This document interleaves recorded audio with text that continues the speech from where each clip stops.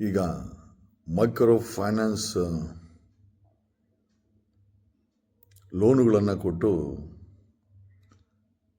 ರೌಡಿಗಳು ಮನೆಗೆ ನುಗ್ಗುವ, ಧಮಕಿ ಹಾಕುವುದು, ಹೆಣ್ಣು ಮಕ್ಕಳಿಗೆ ಫೋನಲ್ಲಿ ಅವ್ಯಾಚ್ಯ ಶಬ್ದಗಳಿಂದ ಬೈಯೋದು,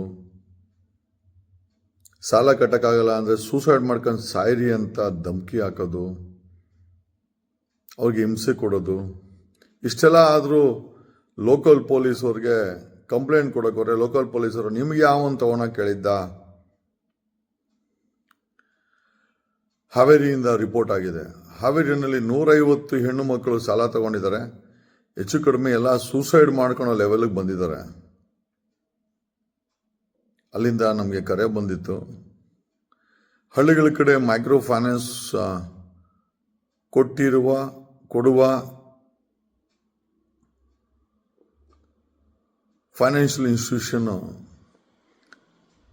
ರಿಸರ್ವ್ ಬ್ಯಾಂಕ್ ಆಫ್ ಇಂಡಿಯಾ ಗೈಡ್ಲೈನ್ಸ್ನ ಫಾಲೋ ಮಾಡಲೇಬೇಕಾಗತ್ತೆ. ಇಲ್ಲ ಅಂತಂದರೆ ಪೊಲೀಸರು ಈ ಒಂದು ಮೈಕ್ರೋ ಫೈನಾನ್ಸ್ಗಳ ಮೇಲೆ ಕೇಸನ್ನು ರಿಜಿಸ್ಟರ್ ಮಾಡಲೇಬೇಕಾಗತ್ತೆ.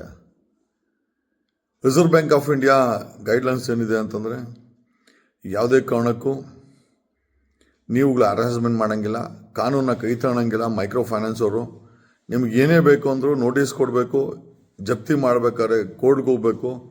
ಯಾವುದೇ ಕಾರಣಕ್ಕೂ ಮನೆ ಹತ್ರ ಹೋಗಂಗಿಲ್ಲ, ಹೆಣ್ಣು ಮಕ್ಳ ಹತ್ರ ಅವ್ಯಾಶ ಶಬ್ದಗಳಿಂದ ಬಳಸಂಗಿಲ್ಲ. ಆಮೇಲೆ ಯಾವಾಗ ಅಂದರೆ ಅವಾಗ ಹೋಗಿ ಮನೆ ಹತ್ರ ಕಾವಲು ಕಾಯೋದು, ಅವ್ರಿಗೆ ಅವಮಾನ ಮಾಡಂಗೆ ಮಾಡೋದು, ಸೂಸೈಡ್ ಮಾಡ್ಕೊಳ್ಳಿ ಅಂತ ಹೇಳಿದ್ರೆ ಅದು ಅಪರಾಧ ಆಗುತ್ತೆ.